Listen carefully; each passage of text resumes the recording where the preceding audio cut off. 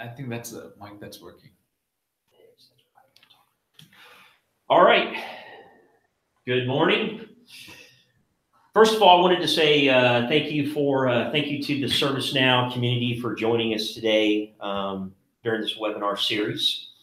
And first of all, I just wanted to introduce myself. My name is Rick Tuttle. I am the customer guy, also known as the sales director and customer success manager. We also have Dunstan Christopher. He's our techie guy. He will be going through the demonstration with us today. And greetings from Austin, Texas.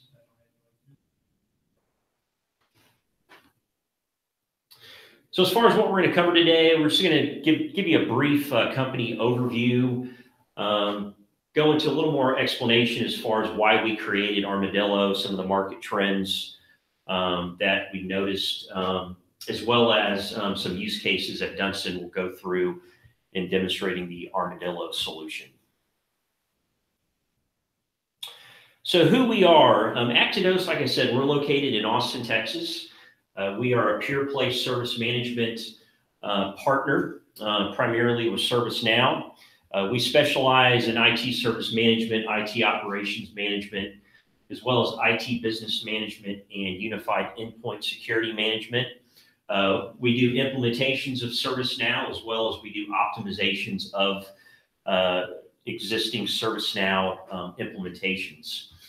Also, some of the other solutions that we're working on, besides the Armadillo solution for testing and upgrading, is a solution where we can provide project managers really real-time insight into the success of their projects prior to implementing those projects. That solution combines deep learning, and right now we are working on developing that solution. It will be released probably in the next 2 to 3 months. Armadillo is gone live right now. That solution will be on the ServiceNow store probably in the next 2 weeks. So kind of keep track of that. You will have access to that solution over the ServiceNow store. Okay.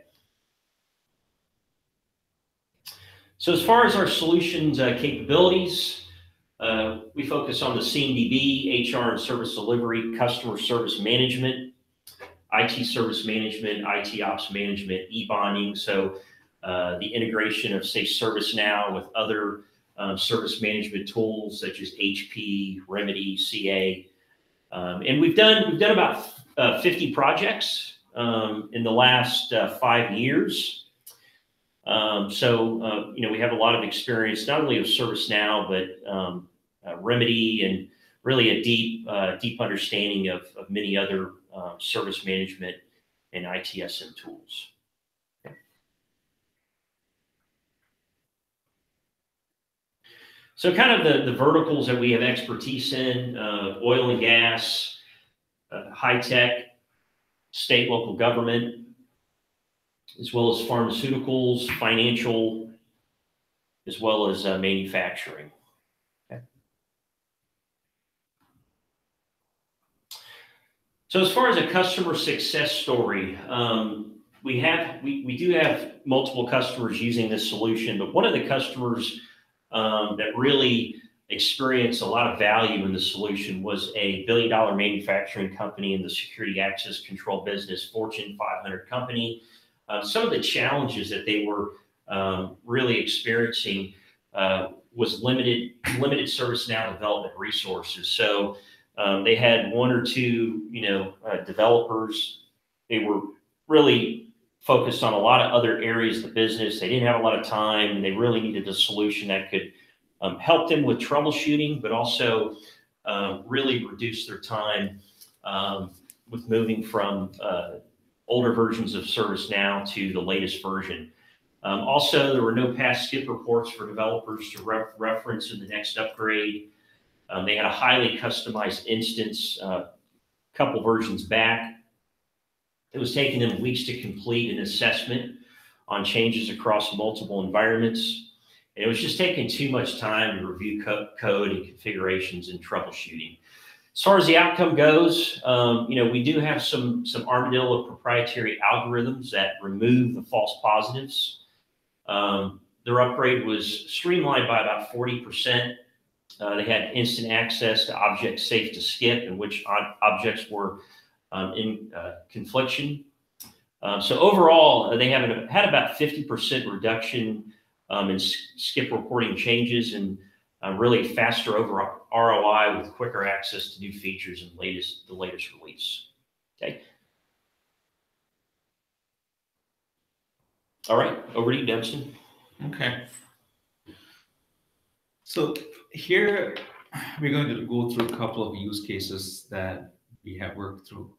One of the specific one that Rick talked about. The other one is the healthcare provider where they have multiple developers, multiple testers, and it's a large team, onshore, offshore model. And the difficult part that they needed to deal with was the fact that in a different time zone and also managing the work that's been delivered by the resources and making sure that it's aligned to the ServiceNow best practice framework, right? So what we are doing for that organization is to basically to run the best practices to make sure that we align the developers' coding practices to the best practices. That's number one.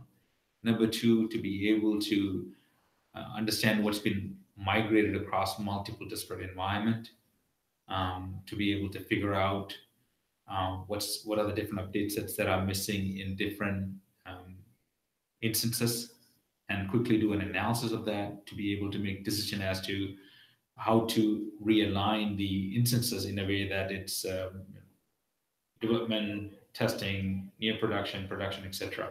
To bring them to that alignment of proper coding practice.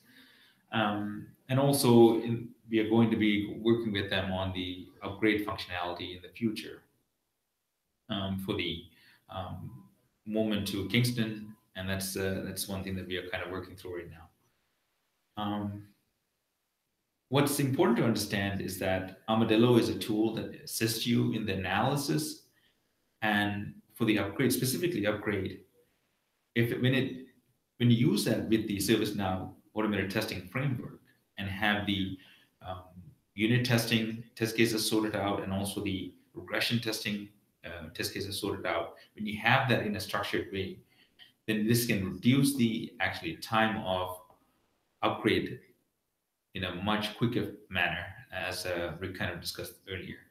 So those are the key things that you want to take away, is that to be able to have even work with the low resources group of people and also with the high number of resources people, it's two different scenarios, because one, you have time constraint, in other you have issues of creating a consistent code base.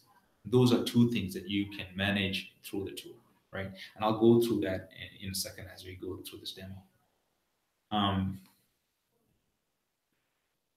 So in one way that you can look at this is that as a developer or a team of developers or admins, your sprint could be, your agile sprint could be essentially you develop, right? And then you run the Armadillo best practice to make sure that the codes are being aligned to the best practices, and if you need to change, you change that. You run your ATF scripts that you have already developed for your regression testing, etc. Right? That's where you need to spend a bit of time on that, and we have service to actually support that also. That's one of our focus is actually using ATF for unit testing methodology, and also for regression testing to make sure that end-to-end testing up to the system testing can be enabled for the customer, right? So that they can run that at any point in time, and then migrating your code, and then basically double checking your migration with the migration part of the Armadillo, and then you repeat that all over again on your every sprints, so that it kind of works with your sprint cycle and also your agile methodology. So let me, before we get into this part, let me actually go into the tool a little bit and kind of demonstrate some of the things that I've been talking about. Let me come out of this.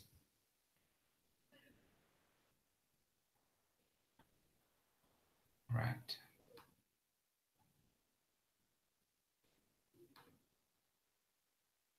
Okay. So this is Armadillo. So just like this is a SaaS tool that's hosted on Amazon. The interesting thing about Armadillo is that we do not save any of the information. Everything is essentially, there's two components to this. One is Armadillo Companion that we will talk about that's going to be released in the future as part of the store also. And also, it does not save any of the information in the system. And your connection even, we do not even want save any of your password information. Everything is OAuth. So when you're looking at your instances, you're providing OAuth information here, and your password and the user information is stored within the ServiceNow instance. As an example of how I've set up this specific instance, you can see if I were to go to my OAuth application register here, essentially you have this specific information that's stored back over here, right? So that's all we have, right? So you're able to set that up very quickly, and then now you have your preferences in terms of what are the best practices that you want to run, right? And also it automatically figures out who are the developers, your own developers, and also ServiceNow developers in terms of logic that you've developed. And you can have as many instances as you want, and we'll talk about this ignore objects later onwards. Okay. Okay. I was just told that I'm not sharing the screen, so I'm just going to make sure that that I am sharing the screen. Okay. Let's see here. Share the entire screen.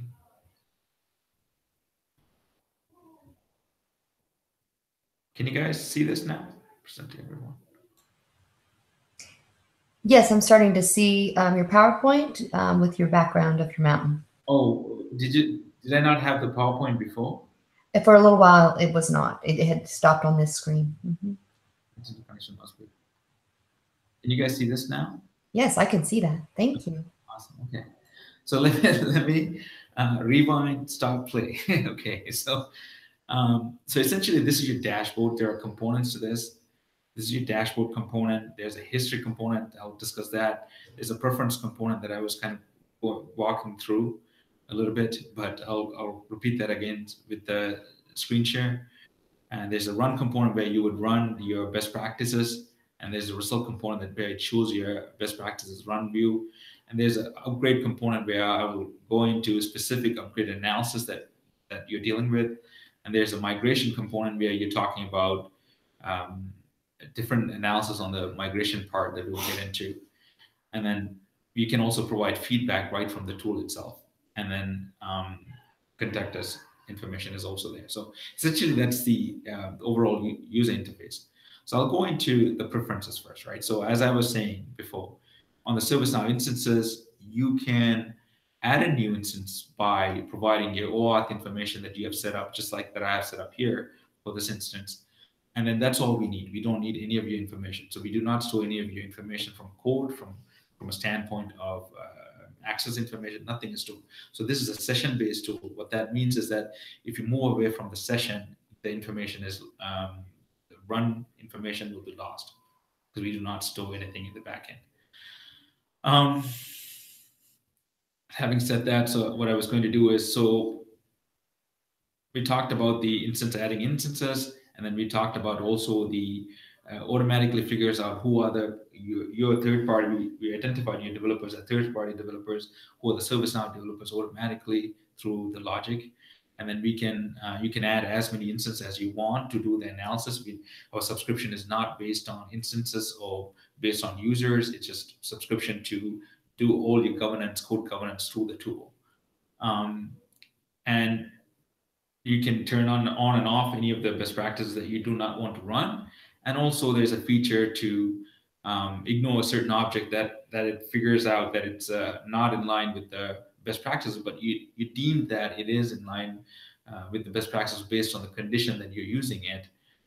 If that's the case, then you can ignore that object so it does not show in your analysis in the future easily. So that's also part of the tool, right? So I can demonstrate that later onwards. I'm going to try to keep this succinct so that we don't go into every details of the tool, but generally just show the functionality. So this is currently running the analysis. It's a asynchronous tool, so you can move around while it's running, but it's using the OAuth, and I'm running this analysis on the instance 614. So we'll wait. So the results just came back, right, from the analysis. You can go right in here, and then you can just say, let's take a look at, we have a ServiceNow best practice view, ServiceNow object view. I'll speak to JavaScript object view also in a second, but ServiceNow object view, I can go into a specific object, saying, we have a few code example that's here. Let's take a look at this one right here, right? So, so one of the things is that it figures out show Hido, the objects commenting of code fragments. So this is one of the best practice that's failed, and you can go directly onto the tool, onto ServiceNow directly from the tool, and then you can actually work on the specific code that has come back as an issue that you need to take a look at, right? So let me take a look at another. So let me take a look at this from a best practices view. So these are the different best practices that came back. Object failed was, so we are looking at it from code fragments. So convert before business rule to async rule. So there's a few of those that's showing up here. And then to do that, you can actually say, okay, Armadillo, you can limit it based on the ServiceNow object view. You can limit it based on your scope. You can limit it based on your specific type of objects that you want to look at, right? So this is your business rule that you're looking at, and then you can take a look at the specific object here. And then best practice failed. I think this one is looking at the skip upgrade information. So I have to pick up another one that I can show. I think this one. Okay, this is also part of the skip upgrade failed information. So I'm not pulling one up right now, but so let's just say, okay, so on a global scope, right? And then let's pick up.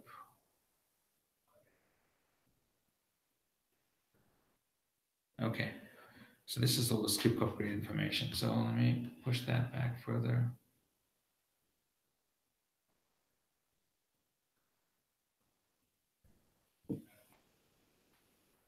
Okay. So we have a lot of skip upgrade information that we're looking at here, but I think this instance has a lot of information that I will have to kind of go through. But for the sake of understanding, what we're trying to do here is when you go through this, you can go through the best practices view, and you can click on a specific object that you're looking at, and from here you can take a look at your. These are the objects that are associated to this specific rule that is failing, and you can take a look at that, and you can work through that object right from the instance. From the instance itself. So I was trying to show different views here, but there are a lot of objects that I need to go through to sort that out. So that's why I'm going through the best practice view, and from the best practice view, you can get to a specific object. So you have your best practice view where you're sorting by best practices. You have your ServiceNow view where you're sorting by the objects, and you can even based on the scope, you can limit it based on a specific scope. It's too much details, but there's a lot to the tool. So I think for the sake of time, I'll try to keep it succinct. And then, so that's part of the best practice. And you can even do a JavaScript analysis on the tool, right? So let's run the JavaScript analysis. It's going back to the instance, and it's going across all the instances, instance data, and it's going to come back with the results. So while that's running, I want to kind of show the rest of the part, which is the migration part. This is where actually you're analyzing the migration information between instances. You can pick and choose what type of migration analysis that you're doing, which is it a customized object? Remember, you were able to determine whether it's a ServiceNow developer or non-ServiceNow developer. So you can see what is that's been done by customized work that you have done, custom objects that you have done, right? Basically customizing ServiceNow objects versus customizing or creating your own object, which is a custom object. And you can even compare between instances the update sets relevant to the objects. So analysis complete here. We just got that. So we have results. So we can go to ServiceNow JavaScript view.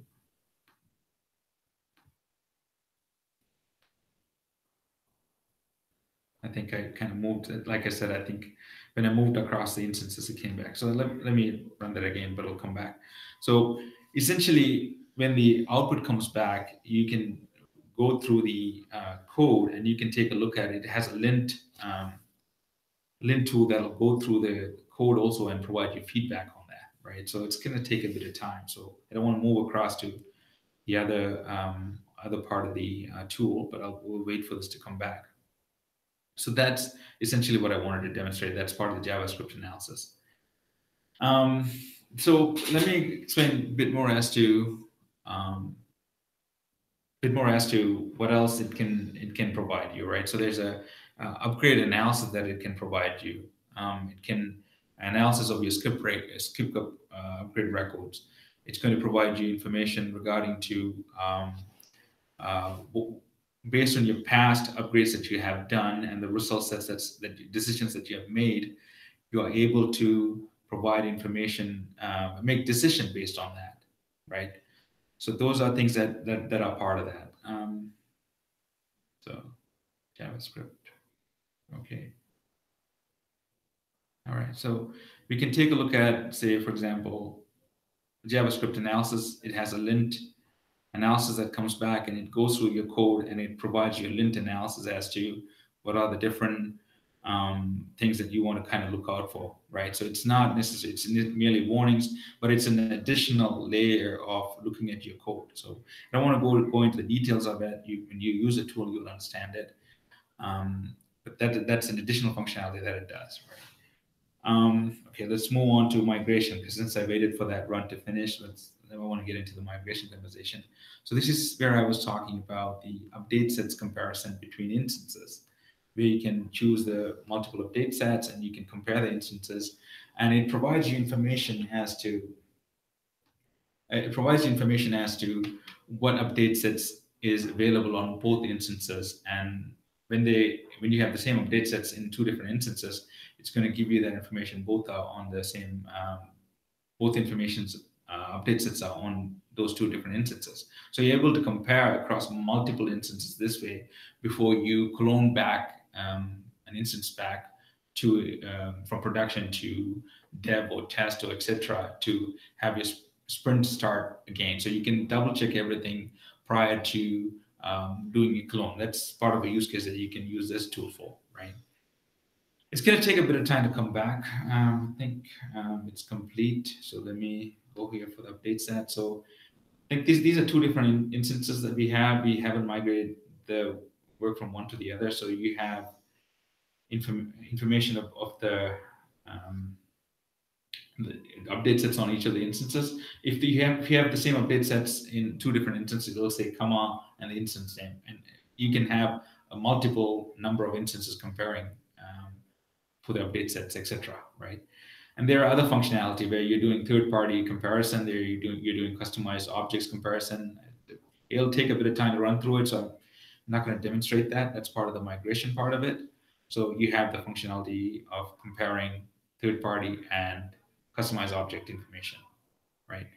Third-party is your own objects that you developed. That's your custom object.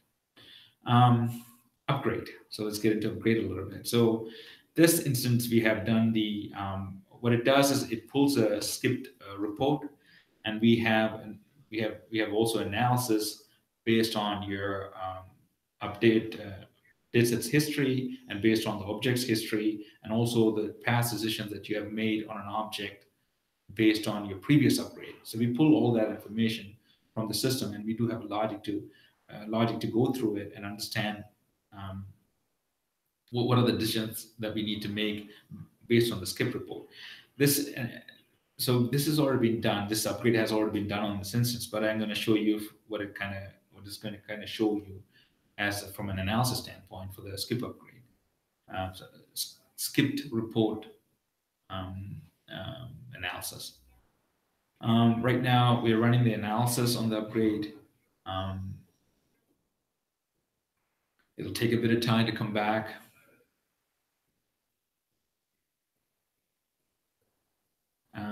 So as a filler on the conversation, if you go to feedback, whenever you guys, and whenever you have specific feedback, so we think took a bit long time to come back. So let me pull this back here for 1 second. So let me close some of these windows that we have open here so that it's not an issue. We have too many windows open right now.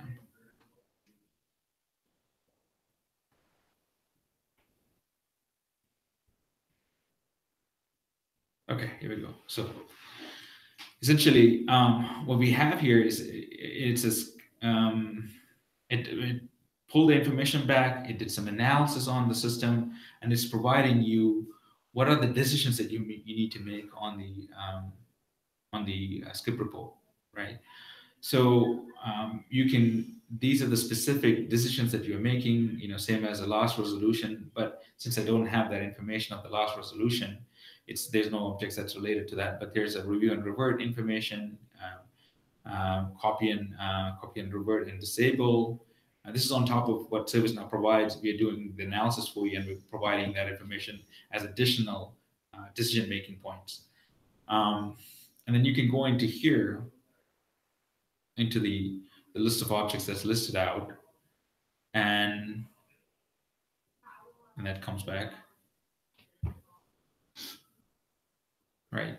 And then you are able to. This is part of the review and revert, right? So you're able to take a look at the objects from here. So you're able to take a look at the decision that the system has made for you. One of the new versions that we are going to be doing is basically making this automated for you. What do I mean by that? By having the Armadillo in companion in conjunction with Armadillo tool, you are going to be able to do, for example, create, copy, and revert and disable.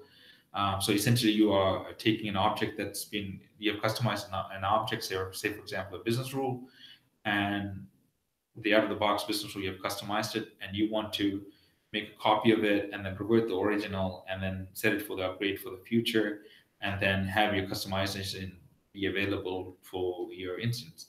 So you are going to be doing all that on the next release of which is coming up in a couple of weeks, essentially to be able to do that right from here. So this will instruct ServiceNow Armadillo Companion to do certain actions, and you can say copy, revert. What was that decision? Copy, create, copy, revert, and disable. So it'll create a copy and revert the original object and disable the original object, and then keep your copy object to use as your customization. It'll be happening automatically, and then that'll be part of the tool where you are able to, if you want to make that decision, you'll be able to make that decision from the tool itself on a click, and it will do that using the Armadillo Companion. That's part of the upgrade functionality, right? We've been testing that with customers, and we haven't released it on the general SaaS environment, but in specific customer instances, we have released that. So we'll be working through that and making sure that when it's released on the GA SaaS, you'll be able to use that. So that's essentially what I have, and you can even sort based on your specific decision and what type of priority that it's related to. You can do all that right here, and you can click on this one also. It takes you back to the object list. So I guess this is time for question. This is what the tool does. It gives you the analysis, further analysis than what's in the skip report, and it provides you information so that you can make the decision. And it will also automate automate your process in terms of upgrade. So from an ATF standpoint, I want to kind of bring back to the PowerPoint slide that we kind of talked about, which is the specific, let's show from current slide. So essentially the specific slide where what we do as a practice is to actually promote the automated testing framework, because we want that to be part of your unit testing, part of your regression testing, part of your system testing, or any other integration that you develop. We want that to be part of that also.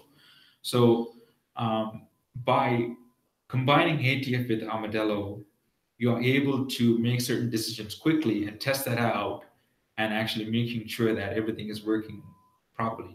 And as a practice, we also go out and consult on the automated testing framework, develop the test cases, test suites for the customer, and work through the regression testing, work through the unit testing of the products that they're developing, and working through all that to make sure that it's working. Their scripts are ready for upgrades, right? Which is the key thing, is using the unit testing ATF code for unit testing, and then having end-to-end test cases to do all your regression testing. That's all part of that. But our intention is to get you guys from, I hope you can see this, from Istanbul to Kingston, if that's your destination. This is a flight time. This is not the time of upgrade, but get you from Helsinki to Kingston, and get you from Jakarta to Kingston. I think Jakarta is quite far away, Asia to Caribbean. Yeah, so that's what we are trying to do here, is to find the shortest path to get there and optimize upgrade methodology to get there using Armadillo and ATF. Do you have any questions, any concerns, anything that we want to discuss about? I haven't seen any questions on the community yet, and none on the YouTube Live. Is there another feature that you wanted to showcase a little bit? One of your other tips and tricks in your toolbox? Sure. Yeah, I mean, one thing that we could do here also is capture your upgrade history log also, so that we use that information as part of your analysis. So when you do an upgrade, you have made some decisions on the objects. You're able to capture that information, bring that back into the system to make it part of your next upgrade analysis. That's saying if you choose to save that information, because when you clone back that information, sometimes you lose the record information from instance to instance. Because you usually do an upgrade, you do an analysis of an upgrade, and you save the changes in update set, and you're moving that across so that you can do your upgrade. But then you don't move the data information. We're saving that information also here. That's part of that additional information. Once you have that additional information, we can do a lot more analysis based on that information also. And then here is essentially, we can connect directly to the instance. We can even load your skip report and then do the analysis based on that. That's part of that. And then on the migration part of it, this is essentially exception report, essentially where you can actually compare the update sets to the objects and see if there's any objects that are in the global update set, where on a closed update set, whether you have a new version of the same object in the global update set, you can do interesting analysis. Say, for example, you're about to move something, but something has changed. So is that the right change that you want to move across the instance for that object? You can do that type of analysis through the tool also. And here, I'm not going to go into details of it, because if I try to do that, I think I'll talk myself to sleep. So ignore objects that kind of mentioned that a little bit, where you can actually, based on the analysis that came back, say, for example, we did this analysis, right? So let's take the JavaScript analysis off. When this comes back, you can actually click on the object that you don't want to be part of the analysis the next time for that instance. So those are the little things that we have done to improve the tool based on the customer's feedback. But when we get a chance to work with you all, you'll be able to see that in action, and we can demonstrate that further. It takes a bit more time to kind of go through that and start kind of trying to go through the use case as to when you would use a certain functionality, etc. So that's kind of where we are right now. So I think, any questions? Anything that we want to? Yeah, maybe we just want to briefly cover about some of the other products that we're working on, okay. Like Bluebonnet. Do you want to bring that up, Slice? Okay, so we have a couple of products that we have that we're bringing up here. One is, we don't have that on the slides here, as I want to demonstrate just the Armadillo, but Bluebonnet is a tool that will convert other ITSM products to ServiceNow. And so that's a conversion product, and also to be able to migrate even for CSM and for ITSM. And then the Diamondback is a tool that does integrations for project and portfolio management, and also it has a data science component to it.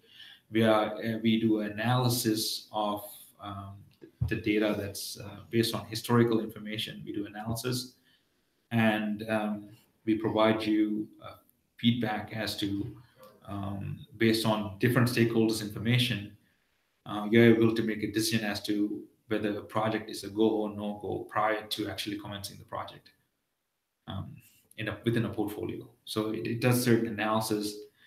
And that's another tool, product that we're going to be certifying, those two products that we're going to be certifying through the ServiceNow store to bring that up to the community. I was hoping this demo is going to be very short, because what we wanted to get out was the value of the tool, and essentially show that, but didn't want to go into details of the tool. But is there any questions about upgrade, migration, anything that you guys want to talk about? No, but I bet after we have some customers who watch, and community members, they may post their questions on the community for you to be able to return an answer. So hopefully they'll have some more questions for you online. All right. Great. Thank you so much, and have a great afternoon.